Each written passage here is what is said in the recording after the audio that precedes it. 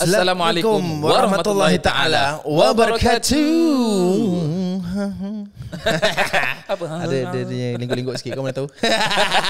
Assalamualaikum, apa khabar? Selamat datang ke podcast Oh Ya Ke.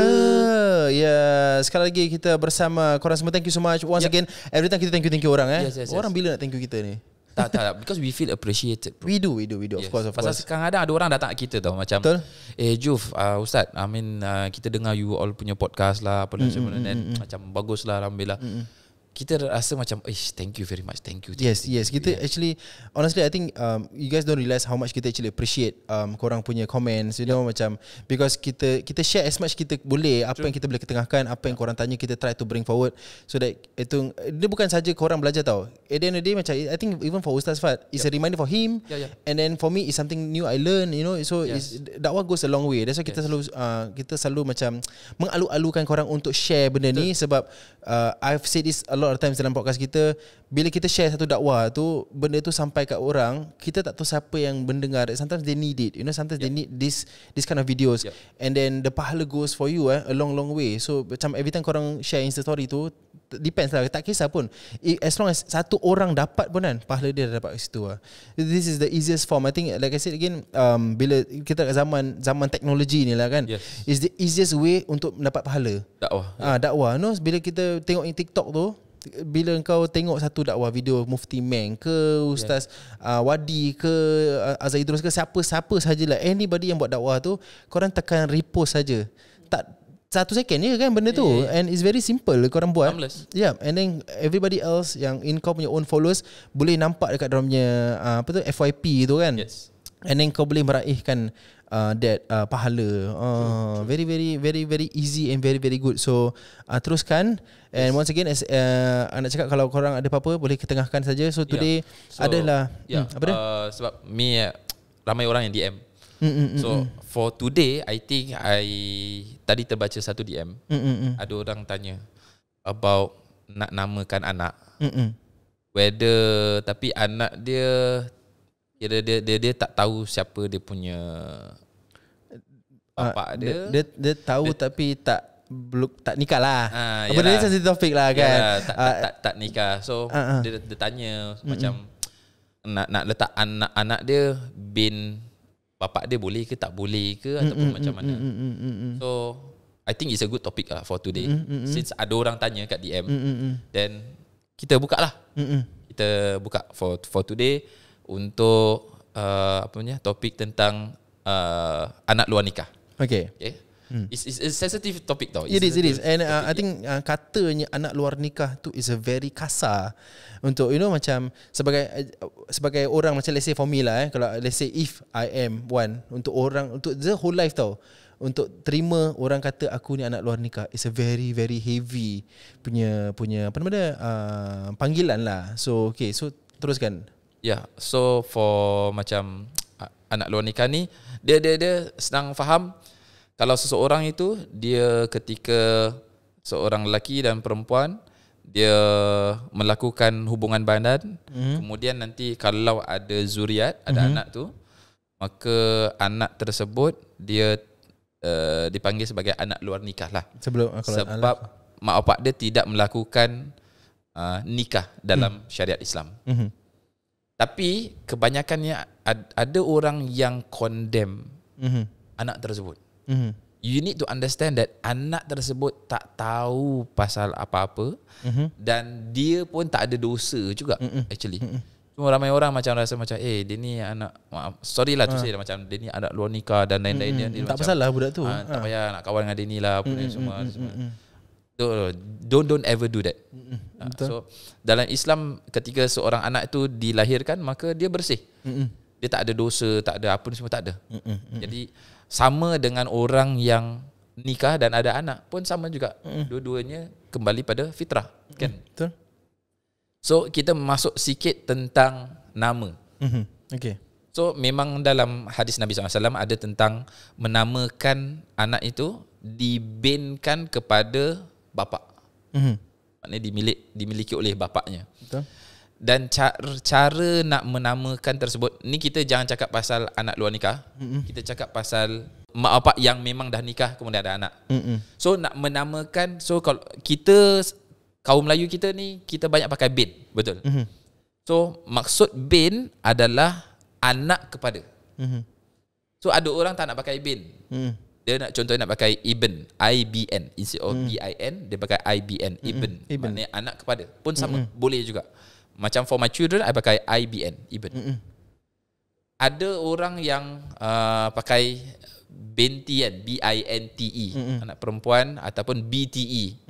Tak ada masalah.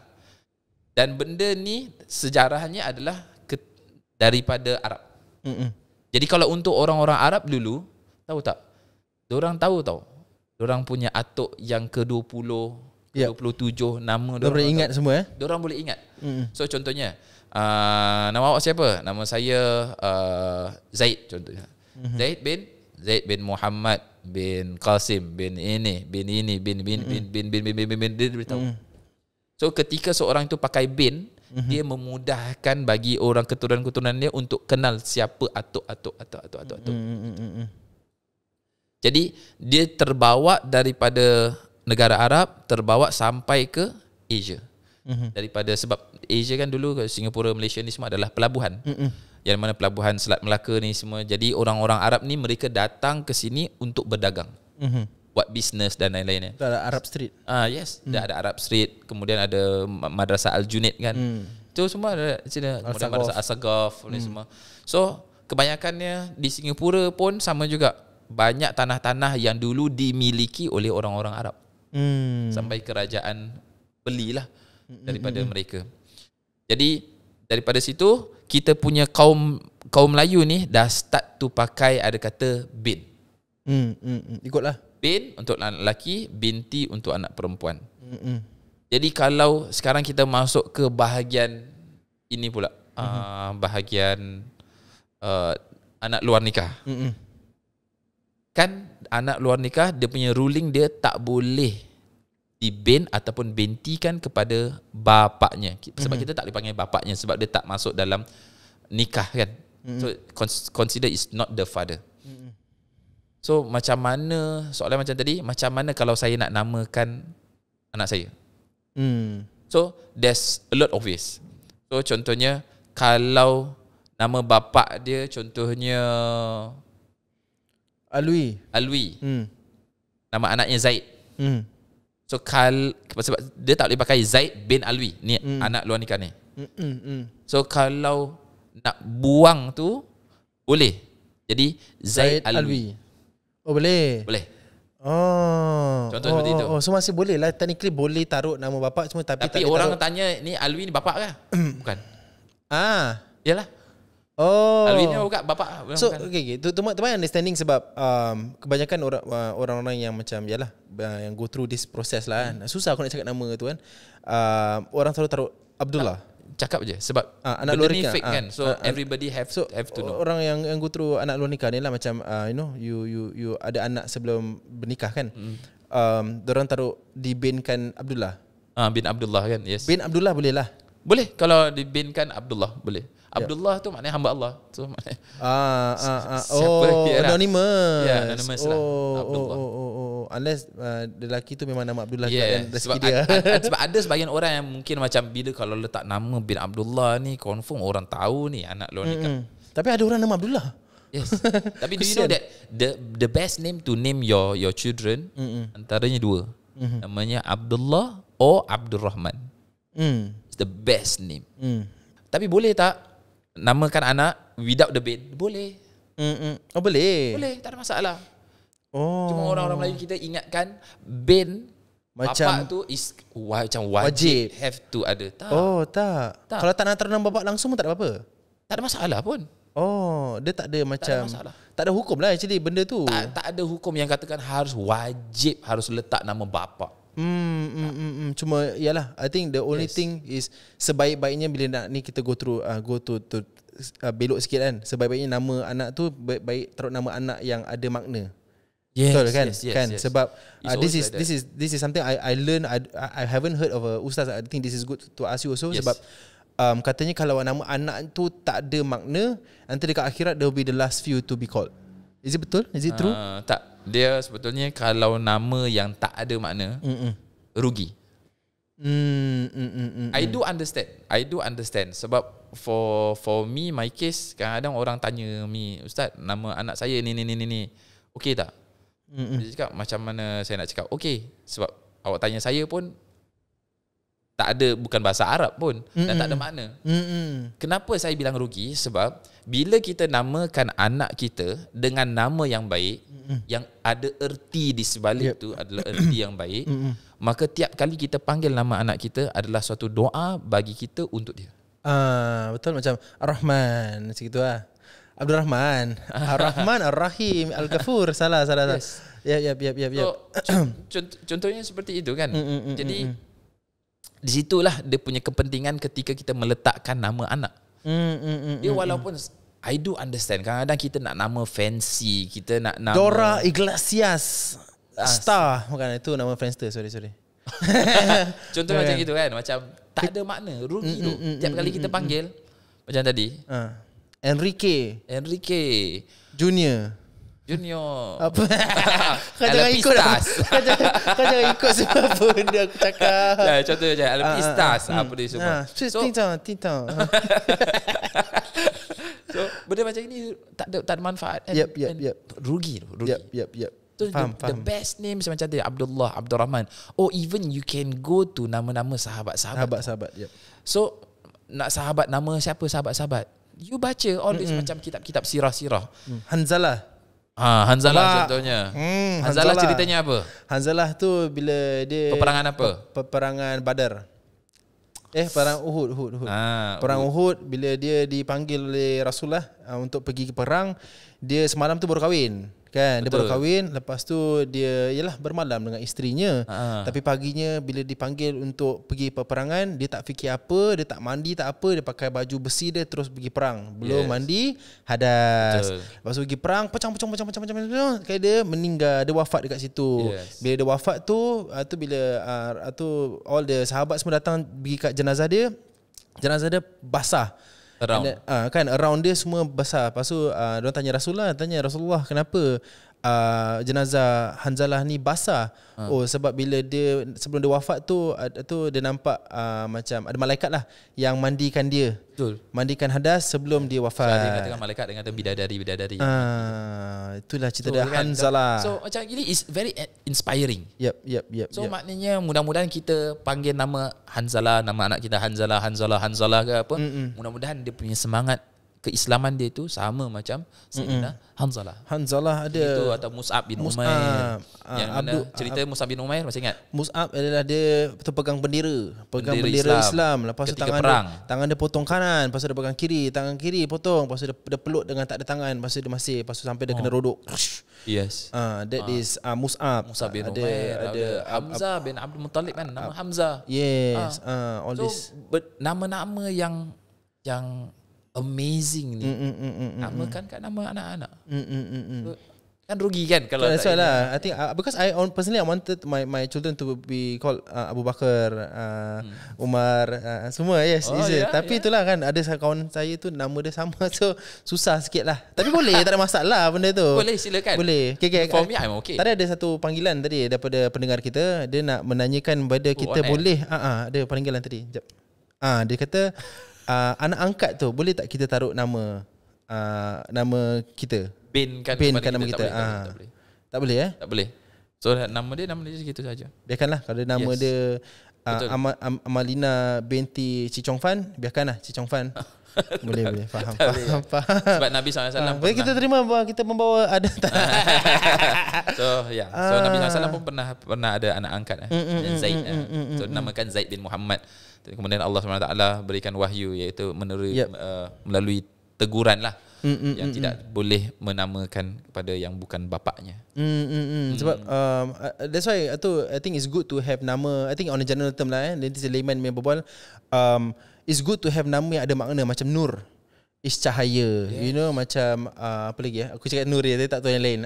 Different names yang ada makna-makna. Jadi Fadilah, kita akan, contohnya Fadilah namanya. Fadilah tu yang ada kelebihan. Kan, so macam itu. Atau Nurul Aini. Nurul Aini maksudnya cahaya kedua mataku. Kan Percaya kedua mataku Nur Aini. So there's a lot actually. Right. There's a lot yang you boleh cari. Ataupun for me, I still go with all this macam nama-nama Nama sahabat sahabat. even for me. Nama-nama Nabi. A lot. And jangan pernah rasa nama-nama sahabat ni semua macam alamak, macam old school lah. Macam contohnya Abu Bakar. Tak, okay, dia Macam Abu Bakar rasa macam very old school. Abu old Bakar school. kan Ashburn orang panggil Ashburn. Sebab Abu Ash Yes, betul. Bakar Burn kan. Dia tak cool. Dia cool bila dia jadi Abu Bakar. Dia cool. Actually to me pasal Abu Bakar macam Abu Bakar. Abu Bakar. Bila sebut Abu Bakar aku suka. Abu Bakar, why? Abu Bakar macam Melayu bakar. Abu Bakar Tak kisah apa. Because it's just it's the same. Cuma the main spelling je apa. alah, tapi cool. Aku suka. It's up to you lah what the spelling lah kan. Tapi it's still referring to that specific person, which is Sayyidina Abu Bakar. Yes. Yeah. Ada Sayyidina Abu Bakar, ada Umar, ada Uthman. Uthman bin Affan. Affan bapak dia salah. Main nama bapak jangan. Tak nama bapak dia. Right. Takut nampak. Tak ada dangerous. Affan, sorry. Tak, aku dia kawan primary school nama Affan. Affan. Kalau masih hidup lagi. Assalamualaikum warahmatullahi. Right. So okay, kita touch base balik kepada luar nikah ni lah kan. Yeah. Sebab I think this is something aku wouldn't say it's not common. It's common dekat dalam zaman kita ni lah kan. So I think it's good to share dengan orang-orang semua sebab pada siapa yang tak tahu tu, memang aku understand banyak orang sekarang suka nama fancy. Yes. Memang style. Betul. Style. Betul. Ada pasal aku sekarang tengok my nephew nieces punya. Sampai susah nak baca nama dia kan. Yes, nama name list dia panjang weh. Dia macam Adriana, Christina, Aguilera, panjang dan macam 3 nama. Kalau budak tu pergi peperiksaan primary school, dia nak shade OAS. Kau pernah buat OAS tak? Macam tak tahu ada pergi tak pergi. OAS ada? Tak tahu apa. Asal budak dia pergi pasal trend. Okay, bila kau primary school tu, bila kau ambil PSLE kan, PSLE this is OAS sheet where kau nak answer soalan tu, kau nak kena shade nama kau. So kat Indonesia aku ada. So macam A kau nak shade 1, 2, 3, 4, 5 atau A, B, C, D. Yes, tapi kau nak shade. Kalau budak tu nak shade by the time setengah jam dah biasa. Dia kena pakai 2B pencil. Yes, pandai kalau shade tu dia kena macam dark shade. Dia kalau macam too light dia tak kira. Yes. Kan? Dia pakai sistem keluar daripada circle. Oh, kat sana ada juga benda ni. Ada. Oh, ni kita panggil OBS. OBS apa? Tak. Yours is what Darul? OAS. Maknanya tak tahu apa lah. Ya. So wow. Thank you. Yes. Thank you share sedap. And one more thing. Untuk this one you have to know the ruling. Untuk anak luar nikah, dia tak boleh terima duit. Dia tak termasuk daripada yang boleh terima faraid. Oh. Yep. Pasal dia bukan termasuk daripada anak daripada bapak. That means kalau bapak dia meninggal, dia tak ada dapat faraid. Dapat faraid. Okay, faraid. Faraid tu maknanya duit apa? What you call it? Duit harta bagian lah. Bagian harta untuk, kan. Tak termasuk. Oh wow, this is something new for me. Yep. Jadi contohnya macam Fulana, maknanya perempuan dengan Fulan. Dia tak bernikah, kemudian ada anak. Namanya Fulani. Okay. So Fulani ni. Okay. So setelah Fulani ni, then dorang nikah. Tapi yang Fulan dengan si Fulanah nikah. Jadi Fulani dapat adik. Tapi adik daripada yang halal, yang kira halal. Daripada halal lah, hubungan yang halal. So kalau ada ketika yang Fulan ni meninggal, yang bapak meninggal, kemudian nak mewariskan harta kan, bagi-bagi harta. So yang dapat tu adalah yang si adiknya si Fulani. So Fulani tak dapat. Correct. Sebab dia tak kira sebagai anak kepada si Fulan. Faham? So macam mana? So tapi yalah, in the law macam mana So macam mana actually? So ada pula cara dia. So ada dia punya way out. Way out is yang Fulan buat wasiat. Oh, okay. Sebelum dia meninggal tu, dia buat wasiat dulu, saya nak hadiahkan kepada Fulani. Sekian contohnya. Dah. Okay, soalan. Okay, sebab this sentuhkan pasal anak nikah. Is it true that sebagai seorang bapa, okay, aku taruh nama aku lah, orang nasi taruh nama orang lain orang kan. Sebagai aku lah, kalau aku ada anak luar nikah, betul tak aku tak boleh walikan anak aku? Betul. So siapa walikan dia? Ini anak kalau you pergi ROMM, dia ada naib qadi, dia ada qadi. Qadi yang kena buat. Dia sebagai wali. Lagi. Yes. Sebagai wali kepada anak. Okay, aku dah lihat satu benda ni, makrib ni benda. Makrib cakap kalau kita lelaki tindik kan tak boleh jadi wali, betul tak betul? Tak ada, asal macam itu tak ada. Tak ada kan? Mana aku dengar ni? Tak ada such thing Pasal ada, dulu aku dengar, pernah dengar kan? Ada this thing where tu kata, kau tak boleh tindik. Kau tindik nanti kau tak boleh walikan anak kau, Syul. Tak ada such thing Mana mandai, mana dalil. I mean, itu just buka taubat pada Allah Taala, khalas. Interesting. So this is khalas, buka. Tak ada benda. Aku pegang benda tu. Let's say few minutes ke apa gitu, you buka ada apa, you taubat Allah SWT. Lepas tu pakai balik. Tak nak lagi lah, jangan macam gitu. Kira tak tindik lagi dah, khalas, boleh, silakan. Right. I think again I just want to touch on this one also. Jangan menghukum anak yang luar nikah ni lah, kan, sebab dorang masih tak tahu apa-apa tu. Tak masalah. This is perbuatan korang, okay, which is yes, korang salah buat benda tu, and then korang can taubat and everything, fix everything, menyesal dengan ikhlasnya, bertaubat. Tapi jangan pernah menghukum, sebab anak-anak ni adalah, dorang is the victim of the whole situation now. Never asked to be here, never asked to minta untuk jadi macam kat sini.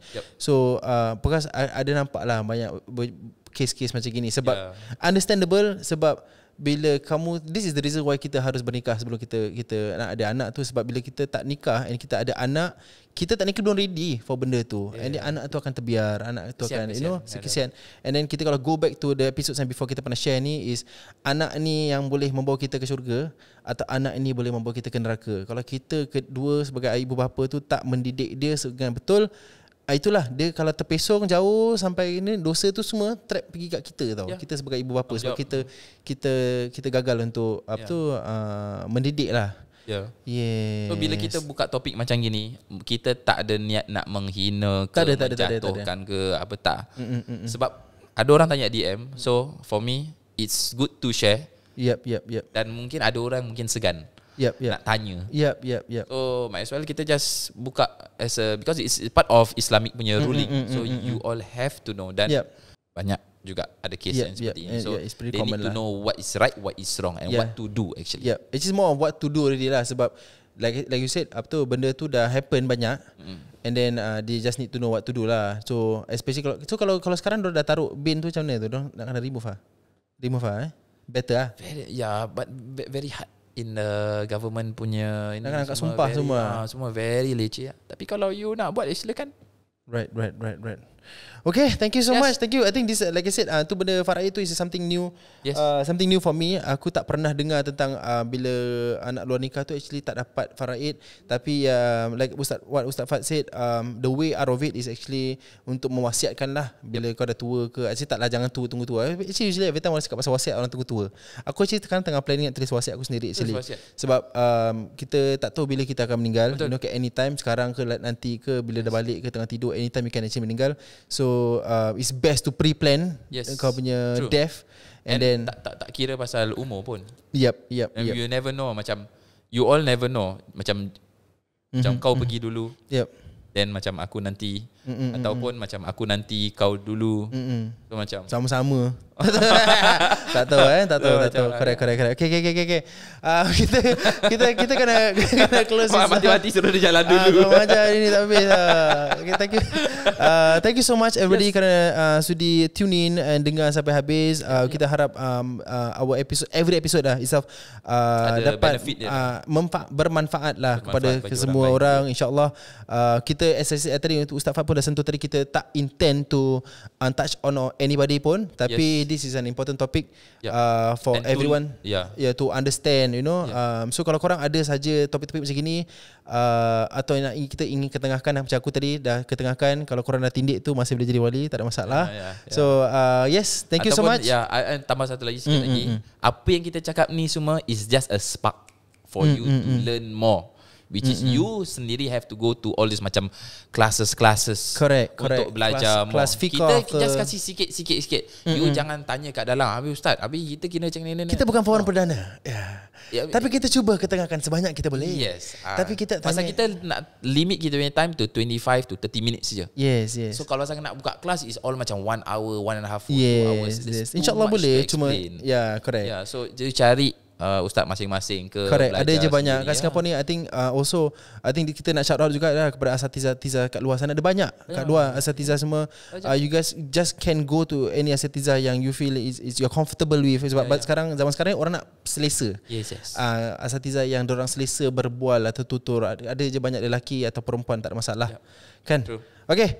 Thank you so much. Assalamualaikum warahmatullahi taala wabarakatuh.